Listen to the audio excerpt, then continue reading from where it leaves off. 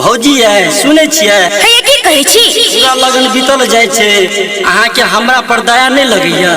देखियो तो धनी राम के सिया राम के प्रभाकर के राजे के सब के बियाह भ गेले हमरा पर कनियो माया नहीं लगैया।